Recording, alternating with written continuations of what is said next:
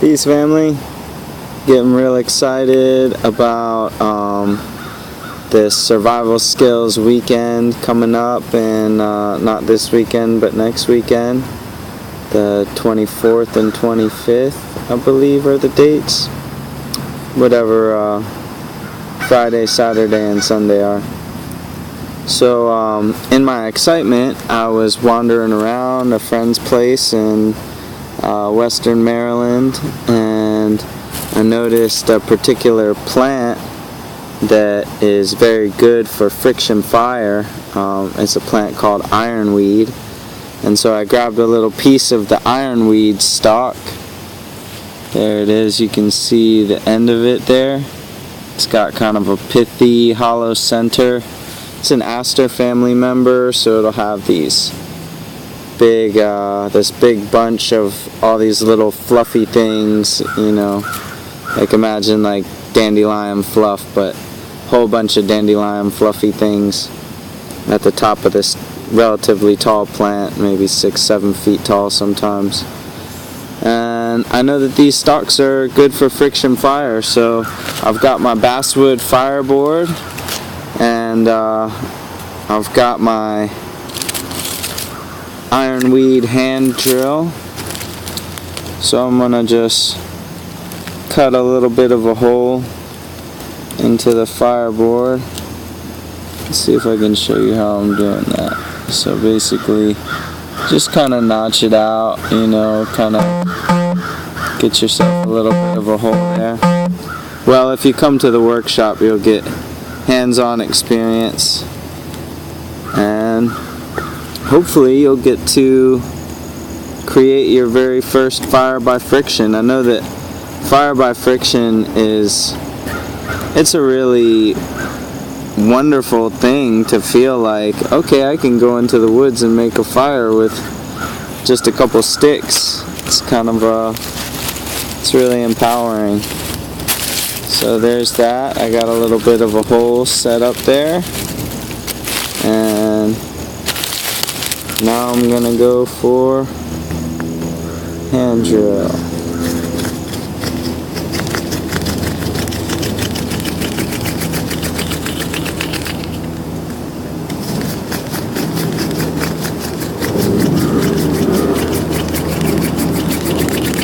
At first I'm going a little bit hard just to really get it into the hole, but normally you just want to kind of warm it up for a little bit, and so you don't go as hard at first. But once I've got my nice solid groove made and I'm getting a little bit of smoke, I'll start the real show. This is kind of wet too, so that might be why it's not working. I'm gonna try using the higher up end, because these things tend to dry from the highest point to the lowest point, right? Because that's naturally where the water recedes to, is the lowest part of the stalk. And so this part of the stalk that was down near the ground is still somewhat wet, but this top piece, the top skinnier piece, might actually work better in this instance.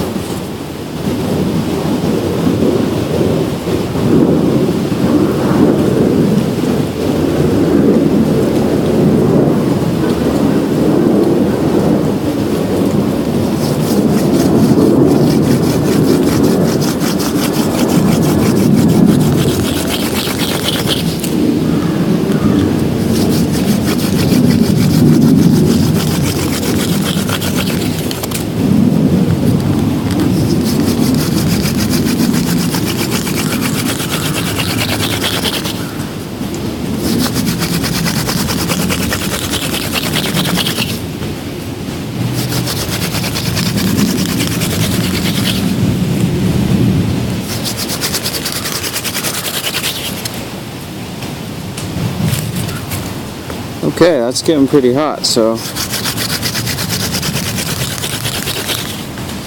think we're on to something here. Okay. And now, since I see that we are onto something, we are generating some heat, maybe with a whole lot of effort, I might be able to make this happen. So I'm going to go ahead and cut a little bit of a notch in here so that the hot sawdust can fall out and drop into a little coal.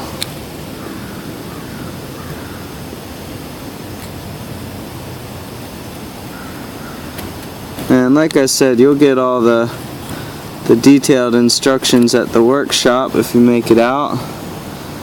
And if not, you know, I'll probably do another one in the spring. And there's always something to be said for just going out and experimenting, you know. Even if you try and fail, there's plenty of, you know, forums and videos on YouTube, groups on Facebook probably, where you could ask some people in your local area, hey, what's good for friction fire? I really want to learn how to do that. And they could point you to some plants to start looking for, and you can go try and track them down and then just experiment full on, you know. That's what it's all about, or at least that's what part of it's about.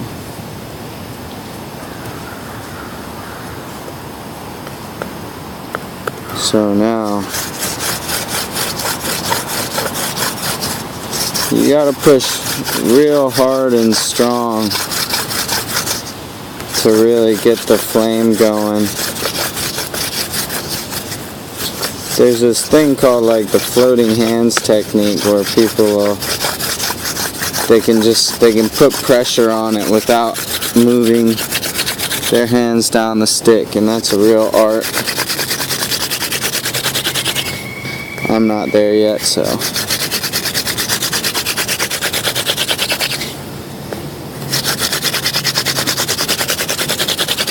Smelling smoke.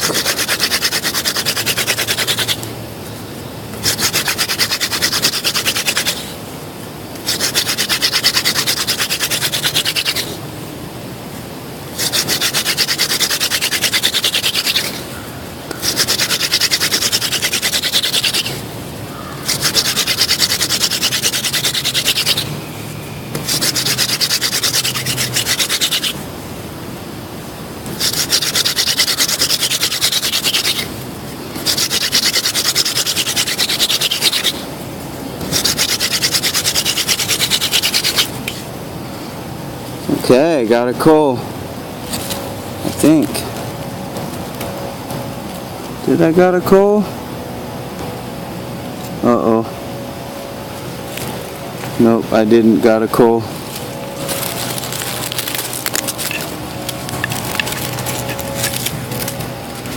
Thought I had a coal there, not quite. It's one of those things, sometimes you just gotta keep pushing through for a minute.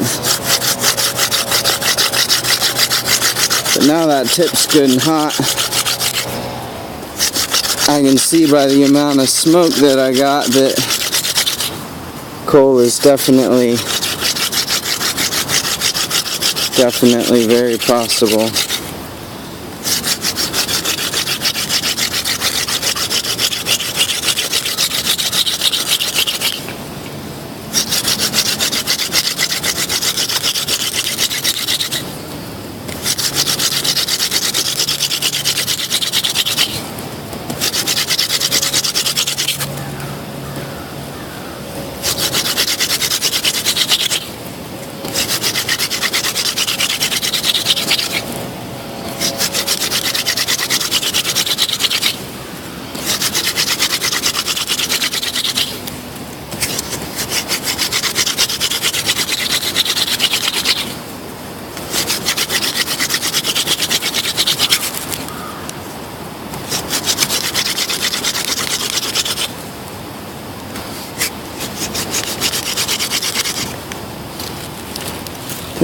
My notch needs to be cut a little bit bigger because it's not, the dust isn't quite getting out of there.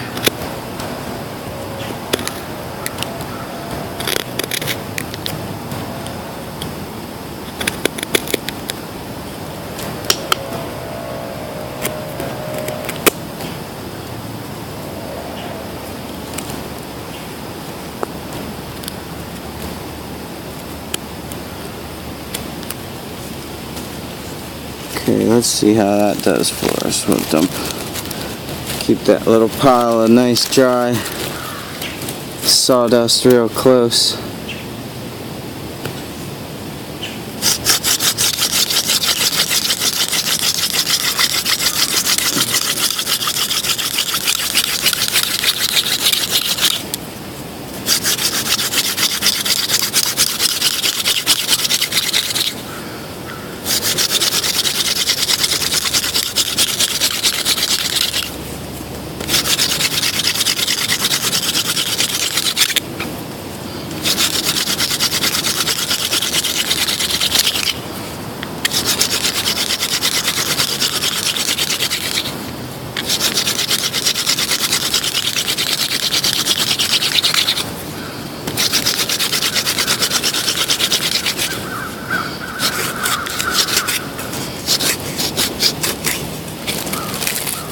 Oh, look at that. I blew my hole out. That's always a bummer. Almost had it.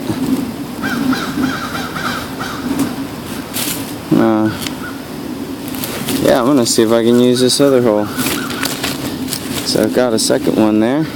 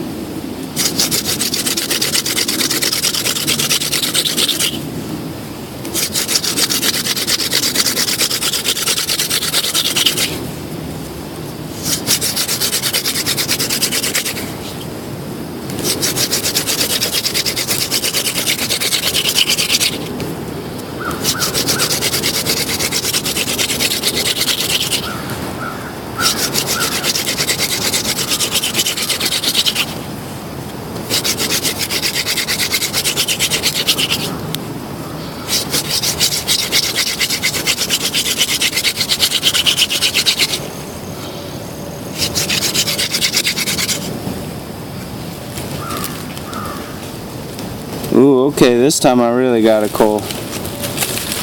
Real coal. You see that little glowing ember? So that's the coal stage, which is the first and hardest part of the game. Now is the part where we try to nurse this coal into a little ball of flame.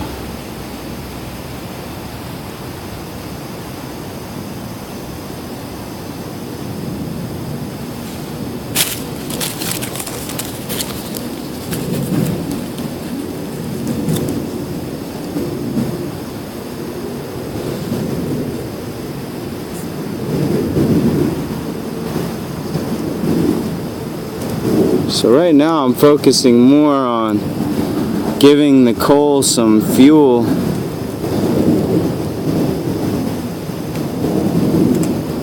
than I am on breathing life into it. Just trying to keep it alive and get it well fed.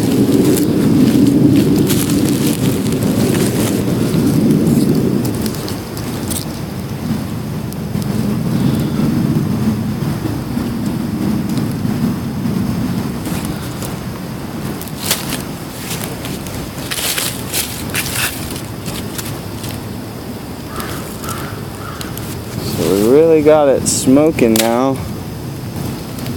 But the tough part is, so I've got all of this fluff from artichokes that I was just processing.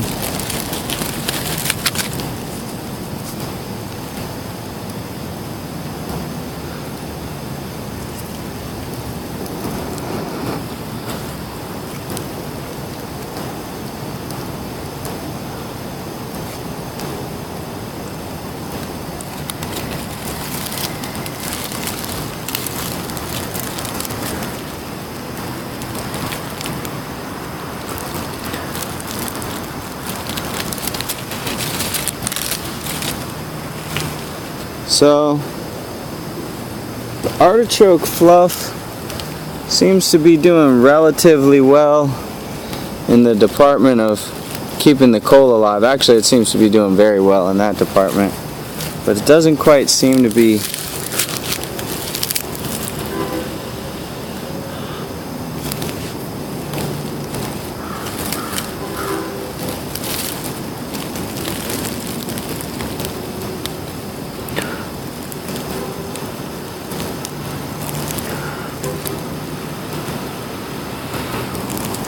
doesn't seem to want to burst into flames so much.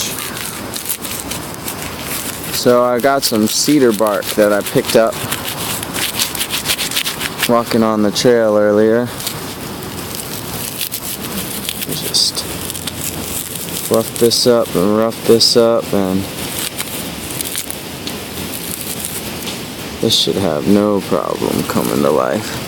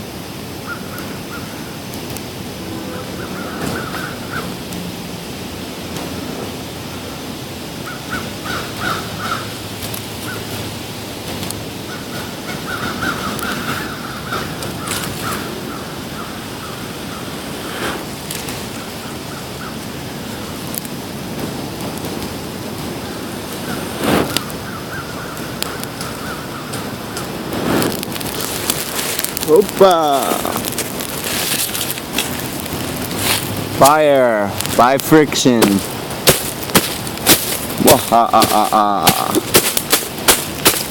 Man, make fire.